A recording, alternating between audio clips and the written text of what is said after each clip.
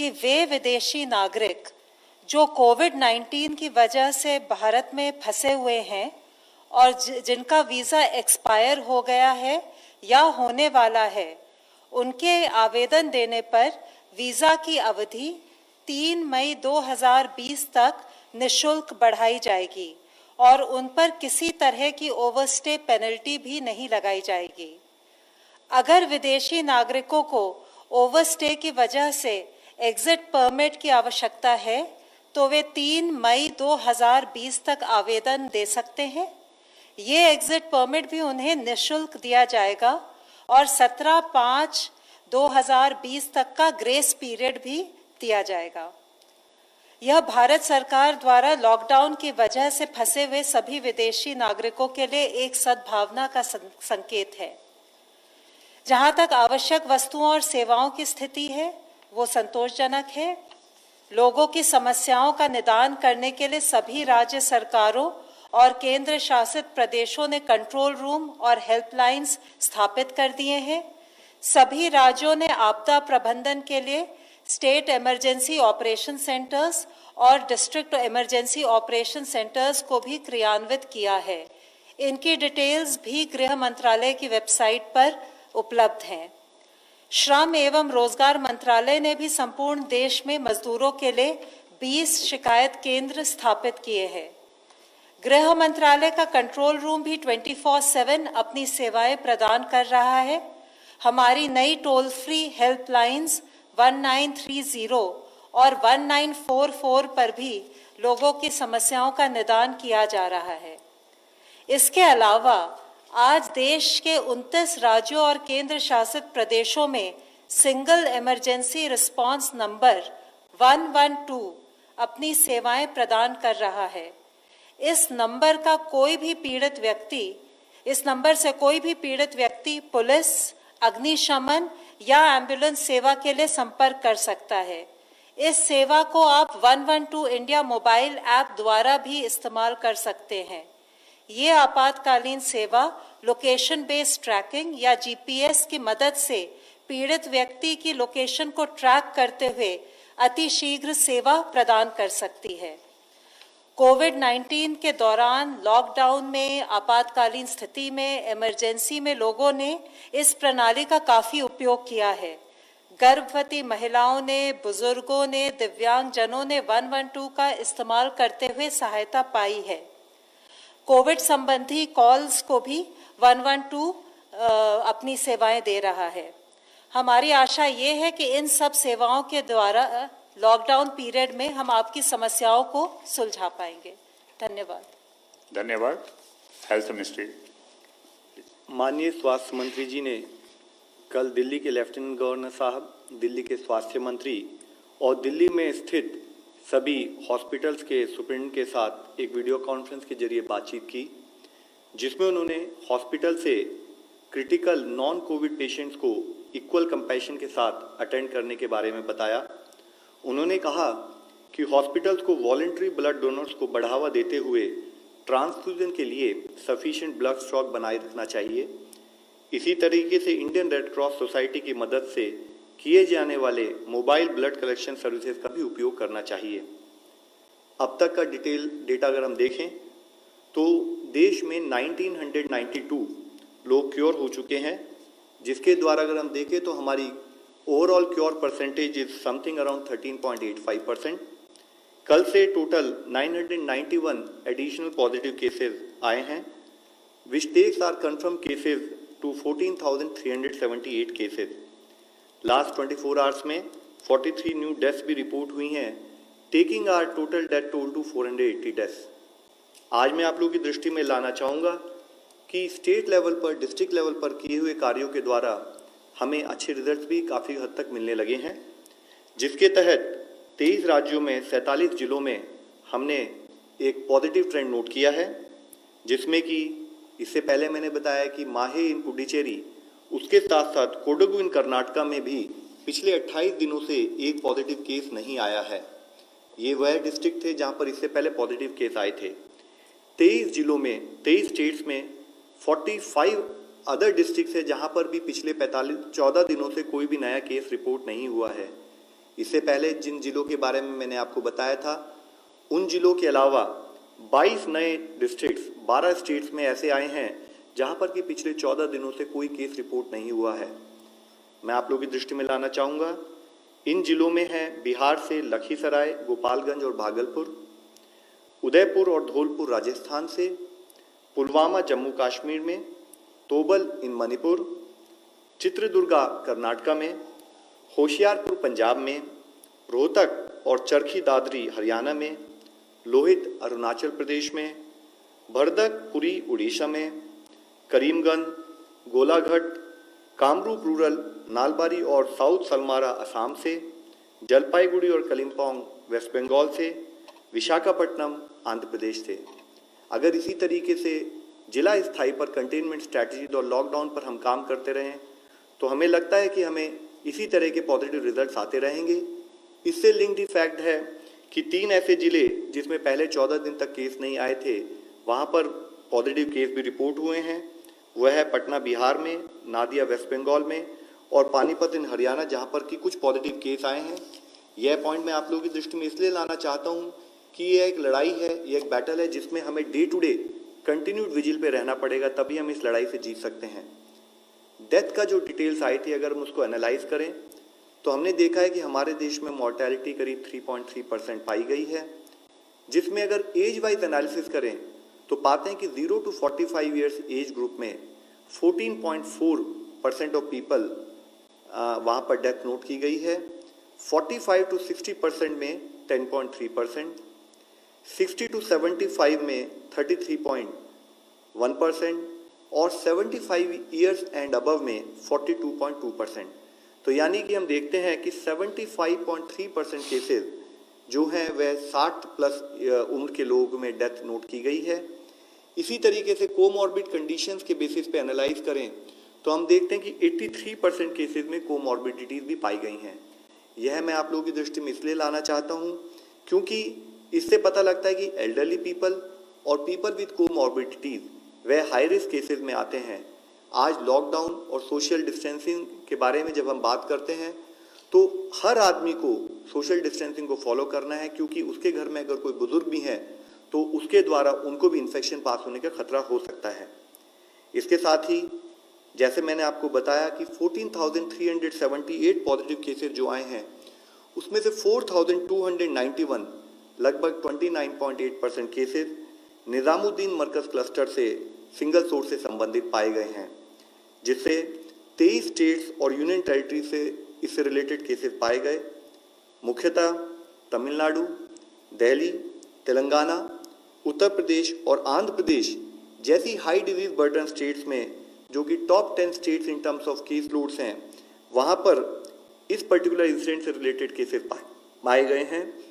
तमिलनाडु में 84% केसेस, दिल्ली में 63% केसेस, तेलंगाना में 79% केसेस, यूपी में 59% केसेस और आंध्र प्रदेश में 61% केसेस इस इवेंट से लिंक नोट किए गए हैं। इसके साथ ही मैं आप लोगों की दृष्टि में लाना चाहूँगा कि कुछ कम केसेस रिपोर्ट होने वाले राज्यों में भी इस इवेंट से रिलेटेड केसेस ने कंट्रीब्यूट किया। जैसे कि अरुणाचल प्रदेश में जो एक मामला आया है वह इस इवेंट से रिलेटेड है। असम में 35 केसेस में से 32 केसेस यानी कि 91% केसेस, अंडमान निकोबार में 12 में से 10 केसेस यानी कि 83% केसेस का सेम लिंक पाया गया। इस इवेंट को मैं आप लोगों की दृष्टि में इसलिए लाना चाहता हूं कि सरकार की सलाह के अनुसार लॉकडाउन और सोशल डिस्टेंसिंग अगर कोई एक भी व्यक्ति पालन नहीं करता है, उसके पालन ना करने से देश के लिए कॉन्सिक्वेंसेस होते हैं। हमें सबको मिलकर यह इंश्योर करना है, हमें सबको मिलकर यह प्रयत्न करना है कि हम सोशल डिस्टेंसिंग से संबंधित दिशा निर्देशों का पालन करें, डिजीज मैनेज करने के लिए लॉकडाउन से संबंधित डूज एंड डोंट्स को फॉलो करें। इसके साथ ही टेस्टिंग मेथोडोलॉजी के केयरफुल रिव्यू करने के बाद आईसीएमआर ने नेशनल टेस्ट टास्क फोर्स की एडवाइस के तहत एक नया दिशा निर्देश जारी किया है, जिसको मैं आप लोगों की दृष्टि में लाना चाहूँगा। इसके द्वारा उन्होंने बताया है कि मुख्यतः जैसे आप लोग इस प्रेजेंटेशन के थ्रू देख सकते हैं कि real time PCR test is actually the gold standard frontline test for कोविड-19। ये पॉइंट इसलिए बताना जरूरी समझता हूं कि हम सबको डिफरेंस पता होना चाहिए कि real time PCR test versus antibody test के क्या क्या रोल और क्या क्या लिमिटेशंस हैं। तो इसमें मैं बताना चाहूँगा कि रियल टाइम पीसीआर टेस्ट को ही हम कंफर्मेशन टेस्ट के रूप में मानते हैं। जो रैपिड एंटीबॉडी टेस्ट है वह इस टेस्ट को रिप्लेस नहीं करता, और रैपिड एंटीबॉडी टेस्ट का प्राइमरी पर्पस है कि वो prevalence of disease in a particular area के बारे में दर्शाता है। और इसकी यूटिलिटी, जैसे कि इससे पहले भी अवगत किया गया है कि एंटीबॉडीज बनने में करीब मिनिमम 7 दिन लग सकते हैं बॉडी में, तो इसकी यूटिलिटी अगर कोई आदमी इन्फेक्टेड है तो 7 दिन के बाद ही उसके सिम्टम्स आ सकते हैं, तो उसके बाद ही इसकी कोई हमें क्लैरिटी या कोई आउटपुट मिलता है। साथ ही रैपिड डायग्नोस्टिक टेस्ट का पर्पस कंफर्मेटरी टेस्ट के रूप में ना होते हुए एपिडेमियोलॉजिकल स्टडीज और सर्वेलेंस पर्पसेस के लिए किया जाता है। इस रैपिड एंटीबॉडी टेस्ट को भी जब किया जाए तो प्रॉपर मेडिकल सुपरविजन के तहत किया जाए, और साथ ही हमने ये बताया कि इस रैपिड एंटीबॉडी टेस्ट को हॉटस्पॉट में यूज करना है। इन केस किसी डिस्ट्रिक्ट, किसी स्टेट में अगर कोई एरिया हॉटस्पॉट के रूप में डिक्लेयर भी नहीं हुआ है, तो हम लोगों ने एडवाइस दी है कि वहाँ पर भी रैपिड डायग्नोस्टिक टेस्ट या तो हॉटस्पॉट का जो इमर्ज हो रहा है उसके एनालिसिस के लिए यूज़ किया जाए, या as a surveillance tool use किया जाए एपिडेमियोलॉजिकल पर्पसेस के लिए, ताकि आइडेंटिफाई किया जाए उन एरिया में जहाँ केसेस नहीं आए हैं। इसके साथ ही एक बहुत मुख्य इशू यह है कि रैपिड डायग्नोस्टिक टेस्ट वो सर्वेलेंस पर्पस से और एपिडेमियोलॉजिकल पर्पस से जो डेटा हमारे सामने प्रस्तुत करता है, उसके तहत अगर हमारे को कोई पॉजिटिव केस मिले तो उससे रिलेटेड हमें कॉन्टैक्ट ट्रेसिंग और फॉलोअप के लिए ज़रूरी है कि वह टेस्ट की डिटेल भी ऑनलाइन पद्धति से स्टेट लेवल पर, डिस्ट्रिक्ट लेवल पर और साथ ही नेशनल लेवल पर पहुँचे, जिसके तहत हमने आदेश ये दिए हैं कि जो भी रैपिड डायग्नोस्टिक टेस्ट करें वह भी covid19cc.nic.in/ICMR इस पोर्टल पर अपने आप को रजिस्टर करके उसके बाद ही इन टेस्ट का इस्तेमाल करें, ताकि इसके द्वारा मिली हुई इंफॉर्मेशन को हम इस्तेमाल कर सकें। साथ ही देश की टेस्टिंग स्ट्रैटेजी में आप लोगों की दृष्टि में लाना चाहूँगा। इसमें जो बताया गया है कि चाहे वो पीसीआर टेस्ट हो, चाहे वो point of care rapid diagnostic test हो, इनको किस किस लोगों के ऊपर करना है। इसमें मुख्यतः सिम्टोमेटिक इंडिविजुअल्स जिनकी कोई ट्रैवल हिस्ट्री हो, एसिम्टोमेटिक कॉन्टैक्ट्स जो कोई लैब कंफर्म केस के सिम्टोमेटिक कॉन्टैक्ट्स हो उनका टेस्ट होना चाहिए। इसी तरह कोई हेल्थ केयर वर्कर जो सिम्टोमेटिक हो उसका टेस्ट होना चाहिए। साथ ही कोई सीवियर एक्यूट रेस्पिरेटरी इलनेस से अगर कोई पेशेंट हो जो किसी फैसिलिटी में जाता है, उसको अगर कोई फीवर, कफ या शॉर्टनेस ऑफ ब्रेथ हो उसकी टेस्टिंग होनी चाहिए। और एसिम्टोमेटिक यानी कि जिसके कोई सिम्टम नहीं है उसका तब टेस्ट करना चाहिए जबकि या तो वो किसी हाई रिस्क कंफर्म केस का डायरेक्ट कांटेक्ट हो, और उसकी भी टेस्टिंग तब करनी चाहिए 5वें दिन और 14वें दिन जब वो कांटेक्ट में आया हो, ताकि उसके बेसिस पे हम क्लैरिटी ले सकें कि अगर कोई कंफर्मेटरी टेस्ट है नहीं है। इसके साथ ही अगर एक एल्गोरिथम के रूप में हम देखें कि एडिशनल अगर कोई हॉटस्पॉट एरिया में हम कोई टेस्टिंग करते हैं तो हमारा प्रयत्न ये होगा कि हॉटस्पॉट एरिया में भी जो किसी की अगर फीवर, कोल्ड और कफ के सिम्टम्स हों, तो अगर 7 दिन से पहले अगर उस आदमी को ऐसे सिम्टम हों तो हम RT-PCR टेस्ट के द्वारा उसको आइडेंटिफाई करें। अगर पॉजिटिव है तो उसे कंफर्म केस मानकर एक्शन प्लान के तहत कार्य करें, नेगेटिव है तो भी उसे सस्पेक्टेबल मान के हम उसको मॉनिटर करें। इसी के साथ ही अगर कोई केस जिसको ये सिम्टम है फीवर, कफ और कोल्ड के, तो अगर उसको 7 दिन से ज़्यादा हो चुके हैं इन सिम्टम्स के साथ, तब हम उस केस में रैपिड एंटीबॉडी टेस्ट का इस्तेमाल कर सकते हैं। और अगर वो पॉजिटिव आए तो उसको क्वारंटाइन रखें और साथ में उससे रिलेटेड कॉन्टैक्ट ट्रेसिंग का कार्य शुरू करें।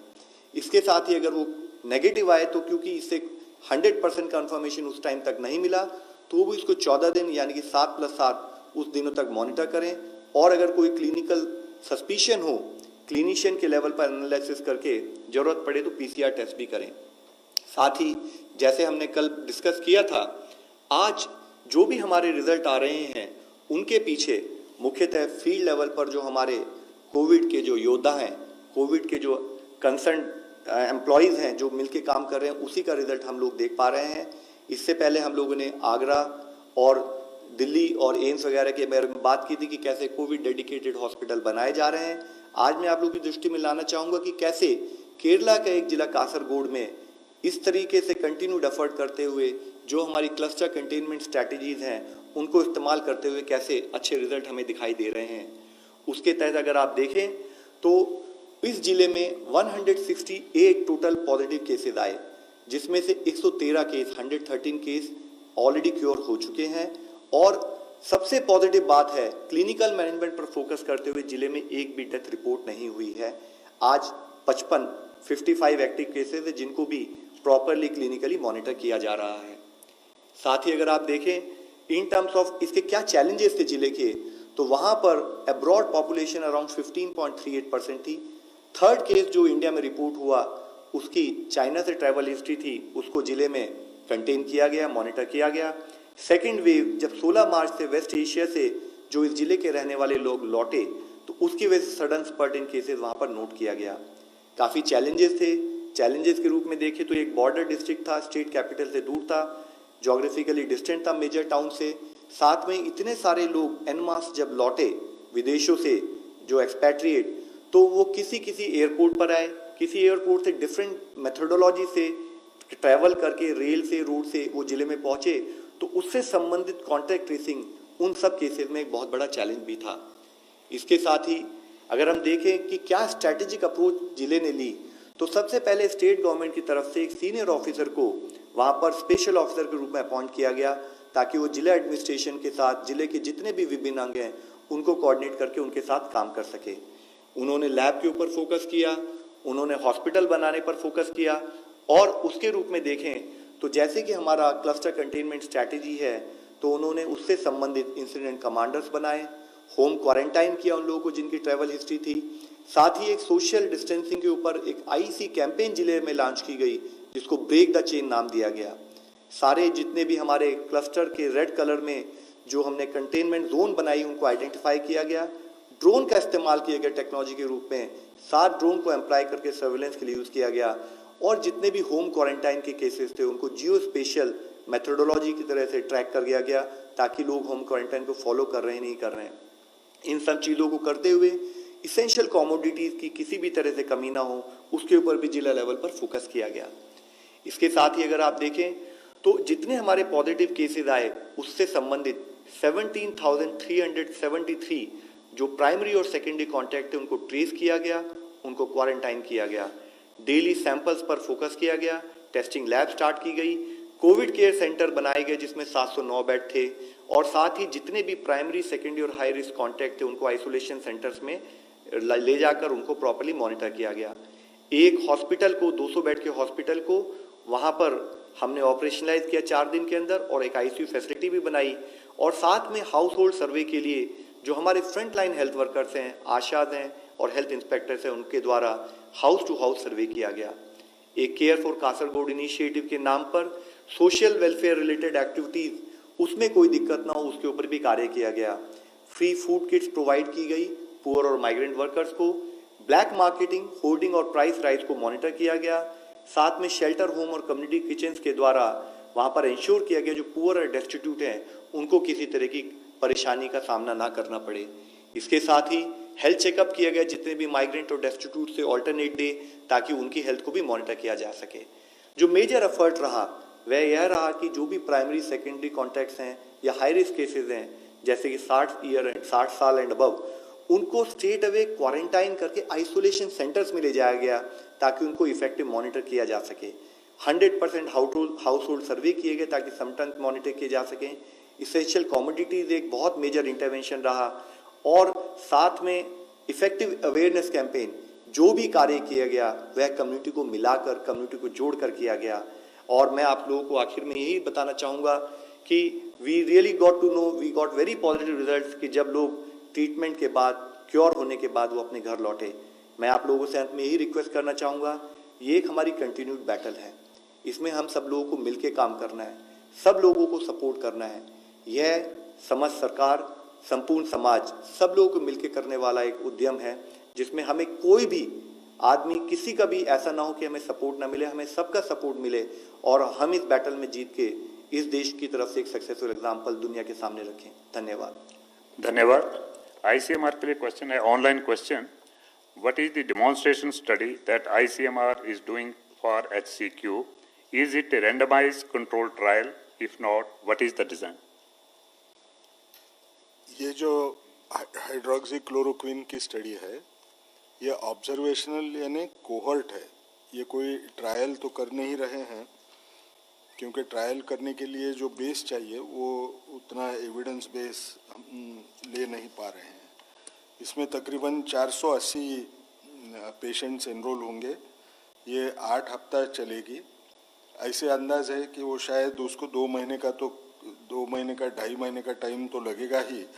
और एक हमको समझना चाहिए, ये लॉकडाउन का पीरियड है, वो काम करना भी उतना ही हमारे लिए कठिन जा सकता है। ये करते वक्त हमने ये समझ के दूसरी एक स्टडी लॉन्च की कि जिसमें जो लोग, जब पता चला हाइड्रोक्सीक्लोरोक्विन का एक स्टडी होने वाला है, तो कुछ लोगों ने, हेल्थ केयर वर्कर्स ने हाइड्रोक्सीक्लोरोक्विन लेना शुरू कर दिया। तो उनमें साइड इफ़ेक्ट्स क्या हैं, उसका भी पता करने के लिए एक स्टडी लॉन्च की गई। वो जो स्टडी है, इसमें ये पता चलता है कि एवरेज एज वो लोगों का 35 साल था। और ये 35 साल की उम्र वाले जो लोग हैं, इनमें सबसे ज़्यादा कोई लक्षण दिखाई दिया तो वो था एब्डोमिनल पेन, जो उन्होंने रिपोर्ट किया है। 10% लोगों को एब्डोमिनल पेन हुआ, तकरीबन 6% लोगों को नौशिया यानी उल्टी होने का महसूस हुआ उनको। बाकी जो थे वो कम प्रोपोर्शन में मिले। जैसे कुछ लोगों को हाइपोग्लाइसीमिया हुआ, वो तकरीबन 1.3% लोग थे। इसमें एक चीज़ उभर के आ रही है कि ये जो हेल्थ केयर वर्कर्स थे, उनमें से तकरीबन 22% जो वर्कर्स थे, उनको या तो डायबिटीज़ था, ब्लड प्रेशर था, या कोई कोरोनरी वैस्कुलर डिसीज़ वाली कोई बीमारी थी, या रेस्पिरेटरी इलनेसेस थे। शायद उसके डर से वो लोगों ने शुरू किया होगा। सबसे जो हमको एक नज़र जो आया, जिसके बारे में सब लोगों ने सोचना चाहिए, कि हेल्थ केयर वर्कर्स रहते हुए भी तकरीबन 14% लोगों ने खुद का ईसीजी भी निकाला नहीं था। तो ये एक किस्म की स्टडी ये भी ऑनगोइंग है। एम्स में दोनों क्लोरोक्विन के स्टडीज़ हो रहे हैं, जिसमें प्रोफिलैक्टिक भी वो देख रहे हैं और थेराप्यूटिक इम्पैक्ट भी देखने की वो कोशिश हो रही है। सब में एक समझना बहुत ज़रूरी है कि आज के तौर पे डर के मारे हेल्थ केयर वर्कर्स कई साइट पे सारे के सारे ये दवा लेने की कोशिश कर रहे हैं। कुछ साइट्स ऐसे हैं जहां दवा लेने की फ्रीक्वेंसी कम है और उसका असर स्टडी डिज़ाइन पे होता है।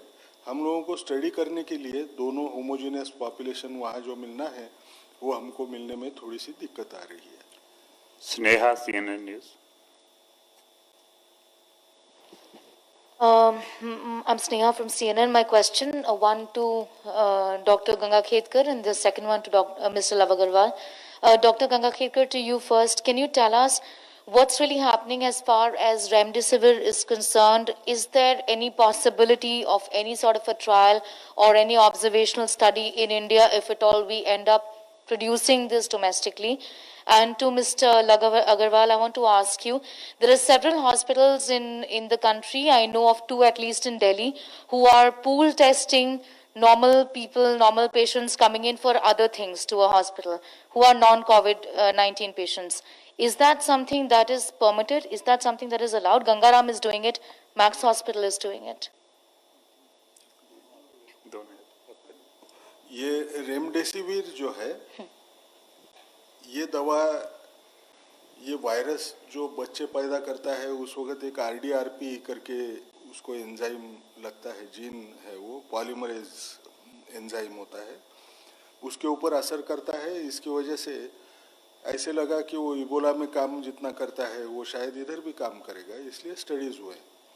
जो स्टडीज़ अभी पब्लिश्ड हैं वो ट्रायल के नहीं हैं। उन्होंने जो कंपैशनेट यूज़ पे लोगों को दिया,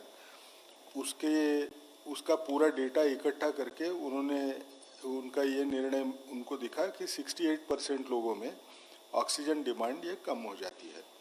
लेकिन गिलियड साइंस जो वो कंपनी है जो रेमडेसिविर तैयार करती है, उसने 5,500 पेशेंट के ऊपर एक ट्रायल शुरू की है, जिसमें वो दवा 5 दिन वर्सेस 10 दिन ऐसे डोज का कंपैरिजन हो रहा है। उनका कहना है कि ये दवा शायद काम करती है, लेकिन इसका अभी भी इंटरिम एनालिसिस जो होता है आधी ट्रायल होने के बाद में, उसका भी वो इंटरिम एनालिसिस का डेटा अभी बाहर नहीं है। लेकिन कंपनी वाले बोलते हैं कि शायद इससे फ़ायदा होगा, ऐसे दिखाई देता है, और वो 5 दिन की दवा ही अच्छी दिखेगी ऐसे समझता है। अब इस हालत में कि रेमडेसिविर एक पेटेंटेड मॉलिक्यूल है, वो गिलियड का है, उसका अभी तक असर दिखा नहीं है, यानी बाहर पब्लिश जो डेटा है उस पर रिलायबल है क्या, ये हमको समझेगा नहीं। लेकिन समझ लीजिए कभी ये अच्छा है करके 1-2 हफ्ते में हमको पता चला तो हमारे पास 2 उपाय होते हैं। ये पैंडेमिक है, पैंडेमिक रहने की वजह से वो कंपनी पे भी थोड़ा प्रेशर आएगा कि ये पेटेंट पूलिंग में चले जाए। पेटेंट पूलिंग यानी आपने देखा होगा HIV के काफ़ी सारे ड्रग्स, इसका पेटेंट पूलिंग हुआ, वो कुछ रॉयल्टी चार्ज करते हैं दूसरे जेनरिक मैन्युफैक्चरर्स को, और वो दवा बेचने की उनको परमिशन दिया करते हैं। उस ढंग से काम होगा नहीं। हमारे यहाँ अगर वो दवा कहीं से मिलना शुरू हो जाए तो हम भी वो दवा की ट्रायल कर सकते हैं। लेकिन जैसे पहले मैंने 2 बार बोल चुका हूँ कि सॉलिडारिटी ट्रायल में एक आम रेमडेसिविर का भी है जिसमें हम लोग शरीक हो रहे हैं। मिस्टर ब्रह्म प्रकाश दुबे। सर, जी न्यूज़ से ब्रह्म प्रकाश दुबे हूँ। मेरा सवाल लव अग्रवाल जी से है। पहला ये सर कि मैं इसमें क्लियरिटी चाहता हूँ कि जो पीपी किट्स बनाई जा रही हैं देश में, कई लोग अगर घर पे बनाते हैं कमर्शियली तौर पे, तो क्या इसके लिए क्या पैमाना होता है, क्या अनुमति लेनी होती है, और क्या इस तरह की किट, जैसे सपोज कोई पॉलीथिन की पीपी किट बना रहा है तो या कवरऑल बना रहा है, तो क्या ये सेफ है? इस पर क्या सर क्लियरिटी है, और क्या 20 तारीख से ग्रीन जोन वाले जिले नॉर्मल स्थिति में आ जाएंगे? सर, पीपी किट्स के बारे में जो कि क्लिनिकल सेटअप में यूज़ की जाती हैं उसके क्लियरली डिफाइंड पैरामीटर्स हैं, उसके प्रॉपर टेस्टिंग पैरामीटर्स होते हैं। उसमें जो मुख्य इशू होता है कि ब्लड या ब्लड का कोई यूनिट उसमें स्पिल ना करे, उसके थ्रू पास ना हो। इसी तरीके से उसकी स्टिचिंग इस तरीके से हो कि उसके स्टिचिंग वाले एरिया से भी कोई चीज़ अंदर ना जा सके। आई थिंक जिस टाइप की पीपीज की आप बात कर रहे हैं वो लोकल पार्लेंस में लोग, क्योंकि पीपीज जो हम मेडिकल क्लिनिकल यूज़ के लिए करते हैं उसके लिए ये पैरामीटर्स फॉलो होने के बाद ही वो हॉस्पिटल सेटअप में यूज़ करना चाहिए। लेकिन अगर आप देखें कि जैसे कोई सैनिटेशन वर्कर हैं या कोई और डिफरेंट लेवल पर जो वर्कर हैं, उसमें भी in local parlance word PP use होता है, लेकिन वो ये पीपी नहीं है। तो जिस पीपी की हम बात कर रहे हैं वो क्लिनिकल सेटिंग वाले पीपीज हैं। सर, एक होम मिनिस्ट्री को मेरा सवाल है कि गृह मंत्रालय ने सारे राज्यों को रोहिंग्याज को लेकर पत्र लिखा है जो तबलीगी जमात में शामिल हुए थे और गायब हो गए हैं। उनको लेकर क्या स्थिति है? कितने लगभग राज्यों में रोहिंग्याज ऐसे हैं जो गायब हुए हैं, उनकी संख्या क्या है? और एक थोड़ा सा क्लेरिफिकेशन, जो आप 20 तारीख से प्लम्बर और कई लोगों को अनुमति दे रहे हैं आप लोग काम करने की, तो उनको क्या उनसे जुड़ी जो सामान लेने वाली दुकानें हैं वो भी क्या खुली रहेंगी? प्लम्बर या मैकेनिक जो छोटे छोटे वर्कर हैं।